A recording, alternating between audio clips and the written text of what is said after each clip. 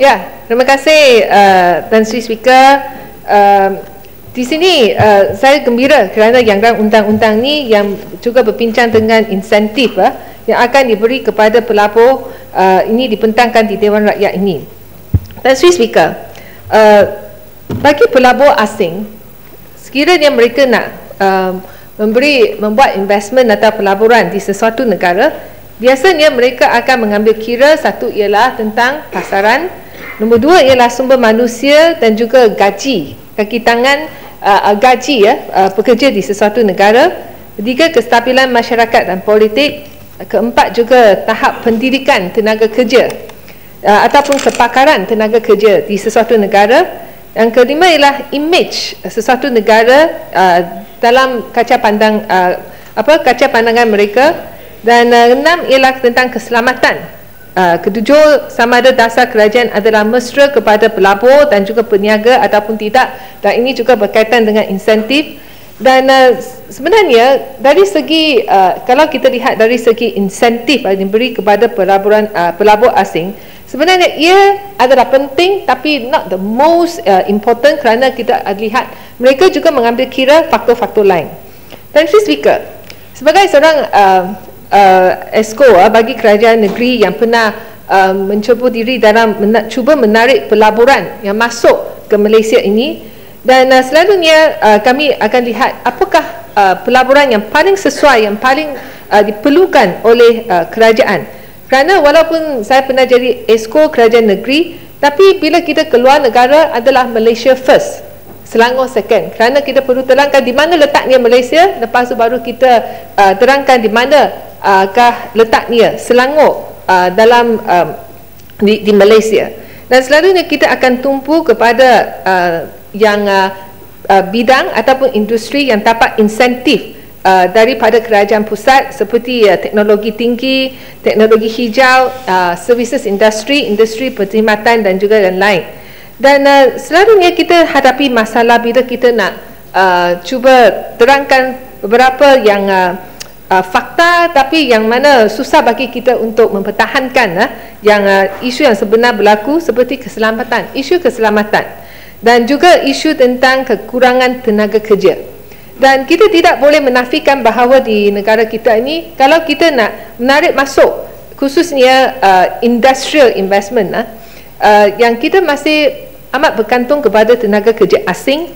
Dan bagi tenaga kerja asing, kita tahu ada banyak isu, dan isu ni adalah selalu yang kita rasa juga kita tidak tahu macam mana nak jawab juga. Misalnya setiap beberapa tahun kerajaan akan hantar mereka balik, ada yang tidak balik, ada yang tinggal di sini, yang beberapa pemutihan telah pun berlaku, dan menyusahkan yang pelabur yang sedia ada di Malaysia ini. Banyak isu dan sungutan ini, saya rasa yang pada tahun-tahun yang lepas, saya tahu ini bukan di bawah bidang kuasa kementerian, bukan di bawah bidang kuasa MITI, tapi ia adalah berkaitan kerana ia akan menjejaskan usaha kita untuk menarik masuk pelaburan ke Malaysia. Terus Tan Sri Speaker, bagi pelabur asing, mereka selalu amat bimbang tentang kadar tarif, misalnya kadar tarif elektrik. Dan kita juga tahu bagi kementerian juga selalu cuba salurkan, hantar atau galakkan pelabur asing yang memerlukan bekalan elektrik yang banyak, yang tinggi itu, hantar mereka ke Sarawak kerana di situ ada empangan pakun dan sebagainya. Tapi saya juga terima sunggutan daripada pelabur di negeri Sarawak, yang khususnya mereka yang sebelum ini guna bekalan elektrik daripada empangan pakun, yang mana ada satu tempoh pada tahun lepas sudah 6 bulan empangan pakun tidak berfungsi, membekalkan bekalan elektrik kepada industri yang melabur dekat sana.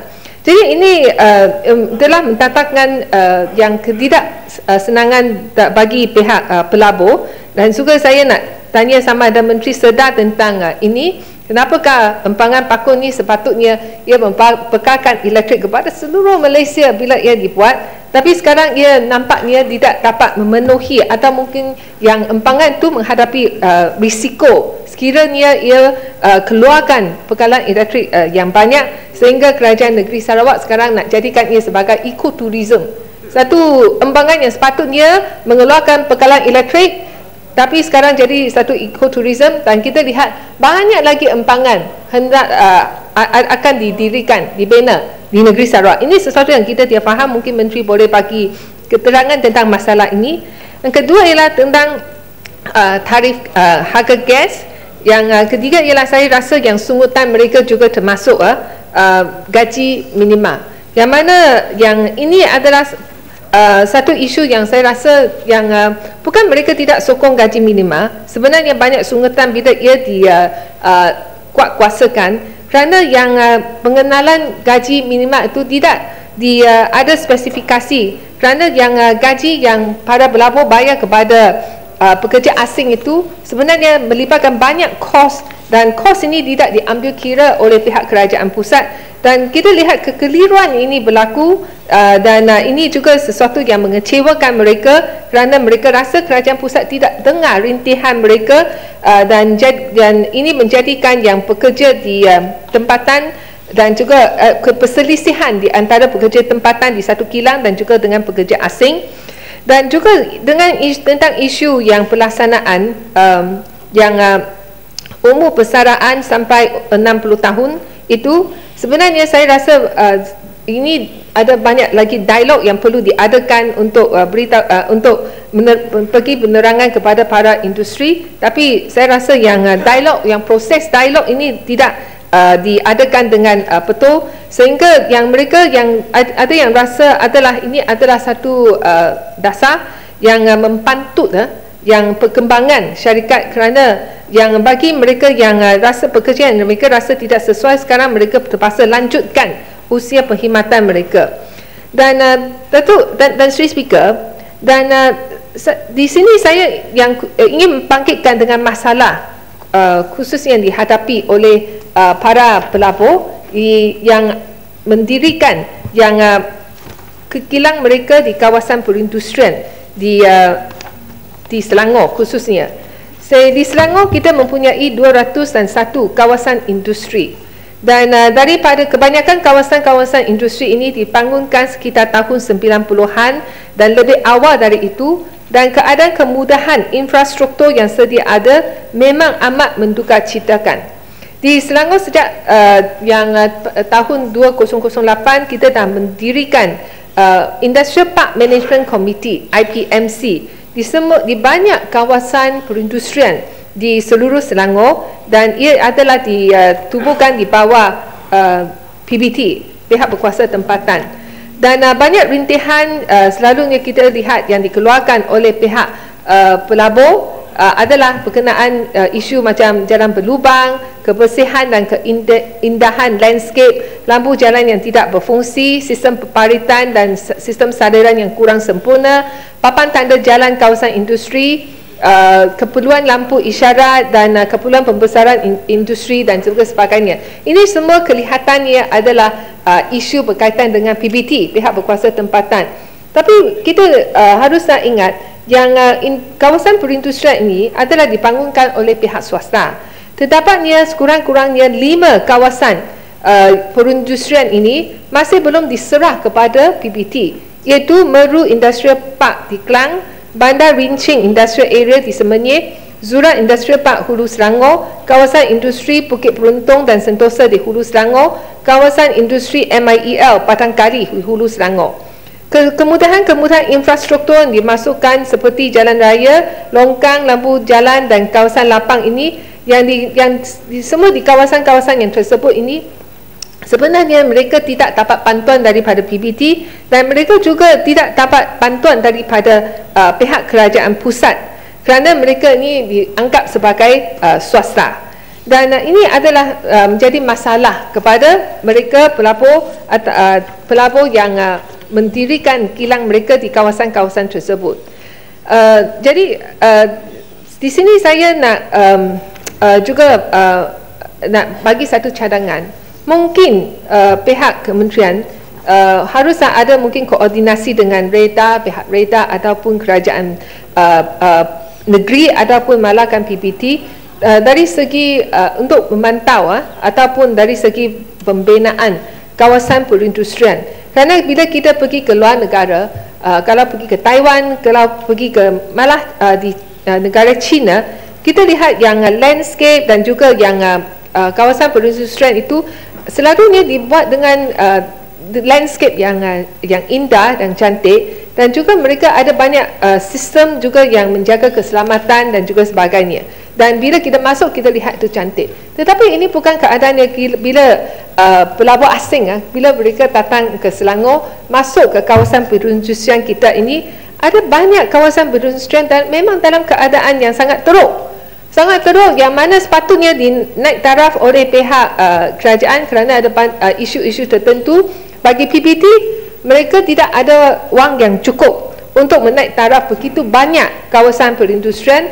Bila mereka tidak ada wang yang cukup, dan bila kita cuba cari dana dari pihak kita tahu EPU dan ataupun MITI, melalui MITI, yang selalunya wang yang disalurkan dari EPU itu memanglah tidak cukup bagi PBT untuk menaik taraf banyak kawasan perindustrian di Selangor khususnya. Dan juga kadang-kadang kerana garis panduan untuk permohonan peruntukan naik taraf itu adalah agak susah bagi sesetengah pihak untuk memenuhinya, khususnya yang kawasan perindustrian yang belum diserah kepada PBT. Jadi saya rasa yang kalau pihak MITI nak adakan tarik lebih pelabur asing, khususnya industrial investment ke Malaysia, mereka harus cuba adakan guideline bagi pemaju untuk bila mereka membuat kawasan perindustrian, supaya guideline-guideline yang baru itu dipenuhi. Dan kita harus merujuk macam mana yang kawasan perindustrian yang dibina di luar negara itu dapat menarik begitu ramai pelabur, untuk begitu banyak pelaburan asing untuk ke negara mereka. Saya juga cadangkan bagi saya, yang dulu semasa saya adalah Exco Pelaburan, saya selalu cadangkan kepada pihak pemaju swasta, bila mereka mendirikan kawasan perindustrian, mereka harus fikir saya selalu cadangkan kepada mereka untuk buat hostel bagi pekerja yang di kawasan perindustrian mereka, lepas itu disewa kepada mereka. Saya rasa yang garis panduan seperti ini harus ditetapkan oleh MITI sekiranya kita nak menarik lebih pelaburan asing untuk masuk ke Malaysia. Dan Speaker, kalau kita lihat yang peruntukan EPU untuk menyelenggara dan menaik taraf infra kawasan industri bagi tahun 2009 sehingga tahun 2014, yang ini di bawah EPU untuk saya lihat yang pada tahun 2009 dan 2010 iaitu rancangan Malaysia ke-9, jumlah peruntukan diluluskan oleh MIDA ke Selangor ialah 32.4 juta ringgit. Tapi kita lihat di pada tahun 2011 adalah 6.3 juta, 2012 ialah 11.6 juta, 2013 ialah 23.16 juta, tapi sehingga tahun ini hanya 7.5 juta diberikan kepada Selangor. Dan bila saya tanya, jawapannya ialah di seluruh Malaysia memang hanya lebih kurang 50 juta ringgit peruntukan disalurkan oleh MIDA untuk menyelenggara dan menaik taraf infra kawasan industri. Ini memang satu angka yang amat tidak cukup. Walaupun dari segi teori yang kawasan perindustrian adalah di bawah, harus di dalam bidang kuasa PBT, dan kita tahu banyak PBT memang dari segi survival pun susah kerana dah lama kita tidak naikkan cukai pintu. Tapi saya rasa yang kalau pihak perindustrian, pihak pelabur perindustrian ini, mereka bayar cukai kepada kerajaan pusat.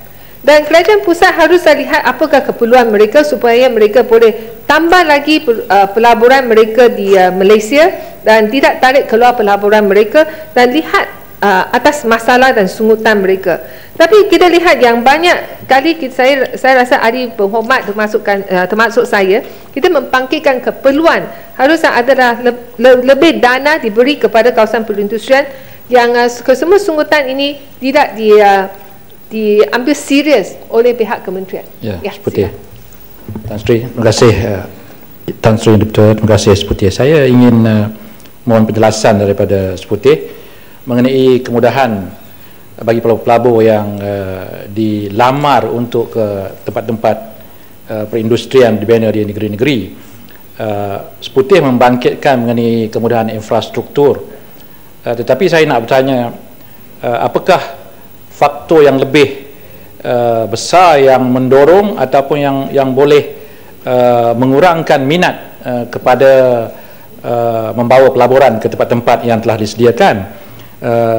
Tanyaan saya adalah, apakah benar urusan untuk berniaga, untuk memulakan perniagaan di Malaysia ni masih terlalu panjang, sampai memerlukan, saya dimaklumkan, sampai 140 hari untuk memulakan, untuk mendaftarkan syarikat.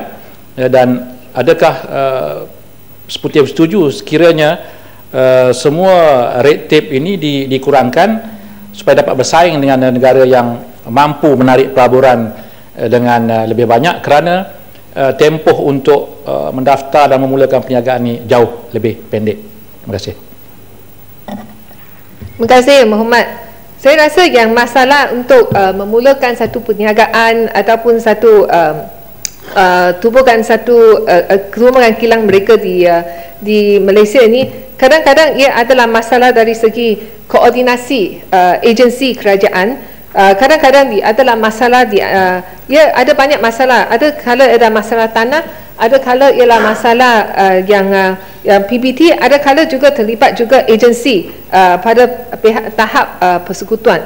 Tapi sebenarnya bagi saya rasa yang paling susah bagi kita nak tolong sebagai kerajaan negeri ialah macam isu pekerja asing, isu tentang gaji minima dan juga sebagainya. Kerana bagi kerajaan negeri adalah yang paling rapat dengan pelabur ataupun peniaga, khususnya macam Persatuan Pelabur Asing dan juga sebagainya. Kita selalu bila mereka keluarkan sungutan seperti ini, saya memang berharap kalau pegawai dari MIDA ke ataupun MITI ke boleh jawab.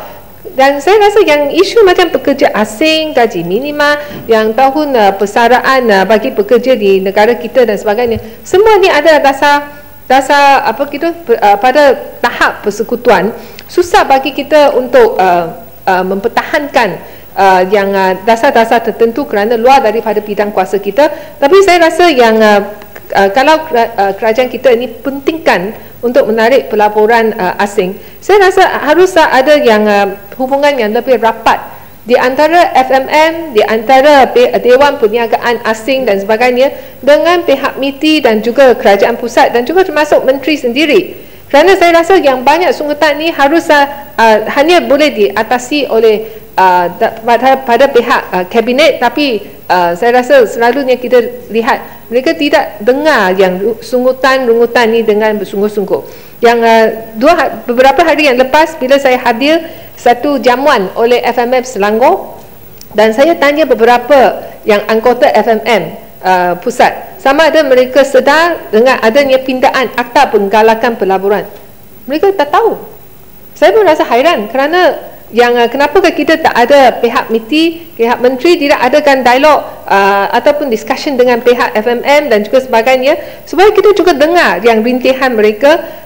Mereka adalah orang yang sangat penting bagi untuk menarik masuk pelaburan asing ke Malaysia, dan yang hubungan yang rapat harus selalu diadakan dengan mereka supaya kita nak cari jalan untuk menyelesaikan masalah mereka.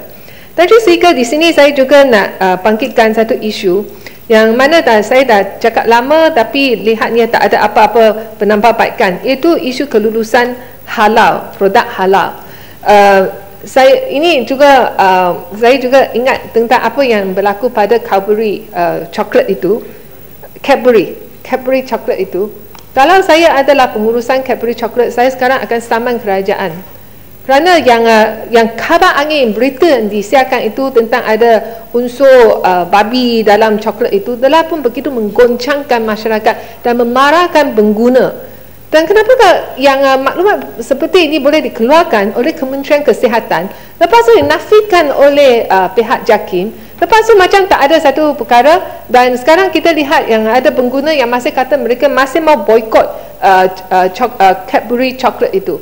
Saya rasa ini adalah satu perkara yang tidak sepatutnya berlaku, dan mereka yang menyebarkan maklumat yang tidak benar itu haruslah diambil tindakan, atau sekurang-kurangnya pihak kementerian berkenaan haruslah memohon maaf secara terbuka kerana ini satu berita palsu. Dan sini saya nak sambung dengan isu pensijilan halal. Memang ada banyak sunggutan kerana mereka yang melabur dalam produk halal ini. Yang ini juga satu aspek yang mana bila kami pergi ke luar negara nak pujuk orang datang untuk melabur di Malaysia ini, kita selalu juga mempromosi tentang industri halal kepada mereka. Dan mereka selalu berkata nak dapat sijil halal itu makan masa begitu lama. Ada satu industri yang kata dia nak buat satu produk baru, sebenarnya kesemua elemen produk baru yang itu krim tentang itu adalah juga daripada produk yang asal. Dia ambil 9 bulan baru dapat sijil, walaupun produk semua yang agak sama daripada kilang yang sama.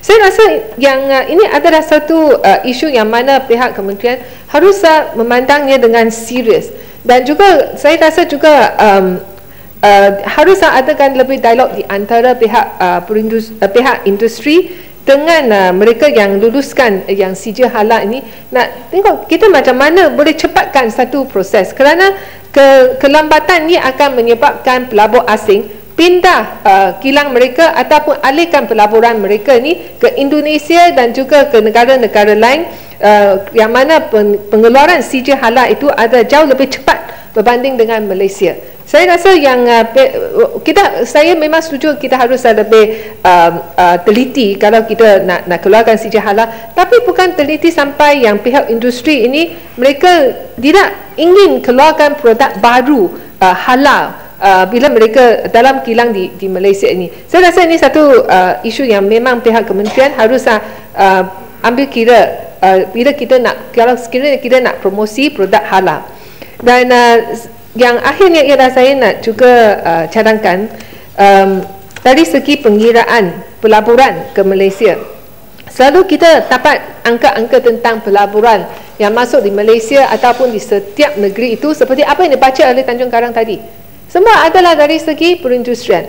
Dan kita juga tahu kalau kita lihat dari segi bidang kuasa, pelaburan perindustrian dan juga pelaburan perkhidmatan, services industry.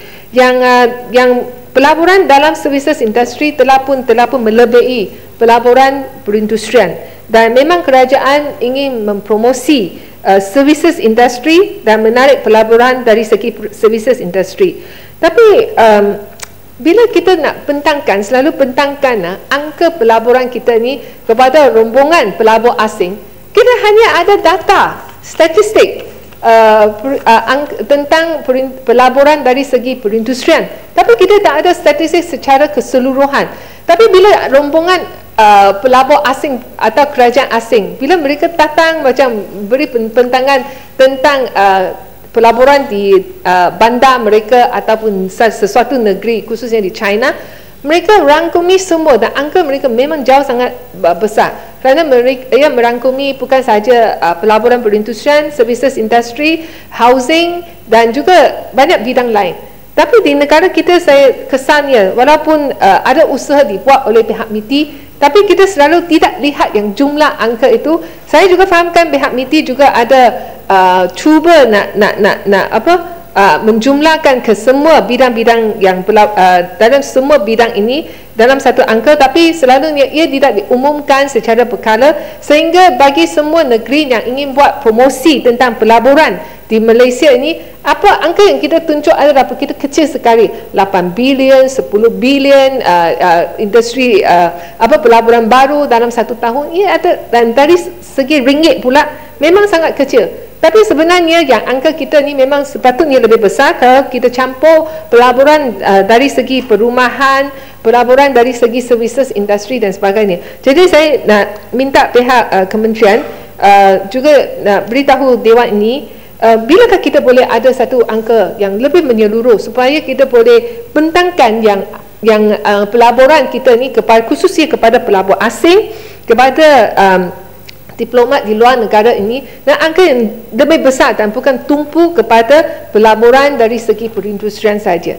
Jadi saya masih berharap yang menteri yang akan jawab perbahasan kita ini boleh memang lihat dari segi macam mana kita boleh salurkan lebih wang untuk menyelenggara dan menaik taraf kawasan-kawasan perindustrian.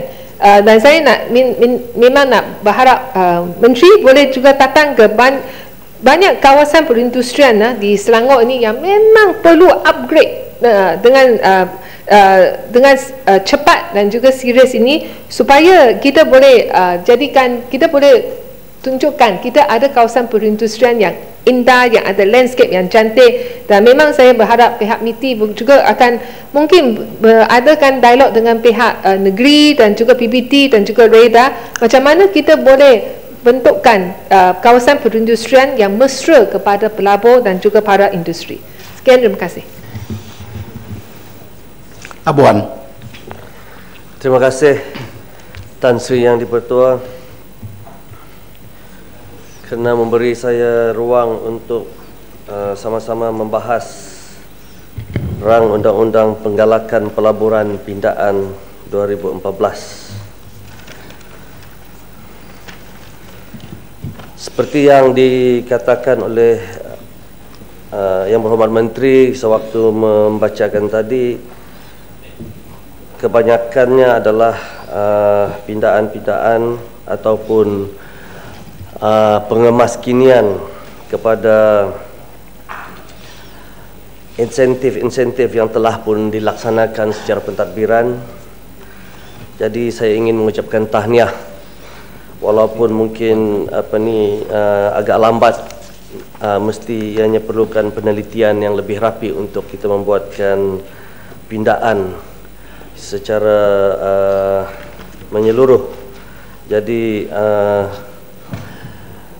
untuk kompetitif dengan izin di dalam persaingan, kita perlu cepat. Jadi dengan itu saya ucapkan tahniah kerana kita bertindak dengan lebih cepat.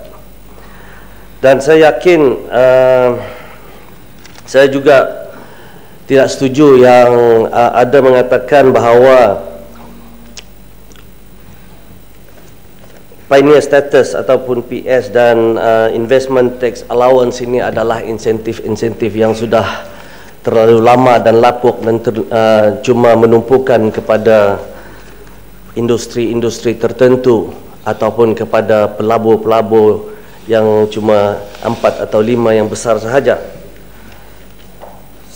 Yang saya faham, pioneer status ataupun investment tax allowance ini adalah sesuatu yang universal, di mana apa sahaja pun pelaburan memang pun untuk kita menjadi mesra pelaburan, mesra perniagaan, maka kita berikan mereka grace period ataupun kemudahan untuk bergerak ataupun untuk memulakan dengan memberikan mereka insentif tax pada 5 tahun pertama ataupun 10 tahun pertama sebagai pioneer status. Saya juga merasakan tax insentif ini bukanlah cuma faktor-faktor yang menggalakkan pelaburan ataupun yang membuatkan pelaburan itu dibuat di Malaysia. Keputusan-keputusan untuk membuat pelaburan juga adalah disebabkan oleh faktor-faktor lain yang lebih penting. Walau macam mana pun kita tetap perlu mengadakan supaya kita terus berada di tahap investment friendly dengan negara-negara lain yang bersaing dengan kita dari segi tax incentive.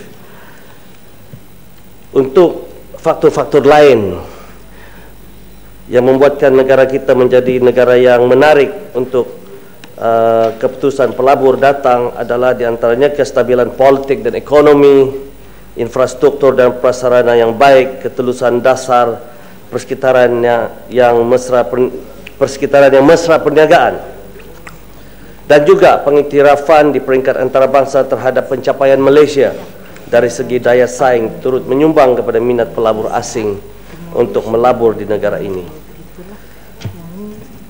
Ingin saya mention Labuan kalau boleh minta laluan bahawa apa tolong silakan. Tan Sri, boleh Tan Sri? Saya nak minta. Okey. Terima kasih Tan Sri. Saya setuju dengan apa yang berhormat Labuan katakan tadi mengenai antara faktor pelabur datang ke Malaysia adalah dari segi kestabilan politik dan lain-lainnya daripada segi infra yang begitu baik sekali di Malaysia. Dan saya nak minta Labuan mungkin boleh menumpang Labuan lah untuk menanya kepada yang berhormat Menteri mengenai, kita tahu bahawa insentif-insentif ini telah lama diumumkan dan tempoh berkuat kuasa pun telah dilakukan. Mengapakah pindaan akta ni dibuat sedangkan insentif ni telah lama diumumkan? Kalau boleh Labuan pun nak contribute dengan izin kepada apa yang saya persoalkan ini, mungkin Labuan boleh memberikan pendapat juga. Terima kasih Tan Sri. Ya, sebenarnya saya pun juga memang tertanya-tanya soalan itu. Saya rasa Yang Berhormat Menteri boleh menjawab dengan lebih tepat, walaupun saya juga ada mengatakan boleh jadi ianya adalah disebabkan oleh pindaan ini akan mengambil masa yang lama kerana perlu disemak dengan teliti dari segi penyelarasan dengan Akta Cukai Pendapatan, perlu disah oleh kementerian dan agensi berkaitan, pindaan undang-undang dari segi draft perundangan oleh Jabatan Peguam Negara dan sebagainya. Kembali kepada pengiktirafan antarabangsa, saya ingin mengucapkan tahniah kepada Kerajaan Malaysia, Kerajaan Barisan Nasional yang telah menjaya meletakkan Malaysia sebagai negara ke-6 paling mesra perniagaan di dunia dari sejumlah 189 negara, naik 6 anak tangga daripada tahun sebelumnya. Malaysia berjaya mengatasi Korea Selatan, Norway, United Kingdom dan Australia. Malaysia juga turut berada di tempat pertama dari segi kemudahan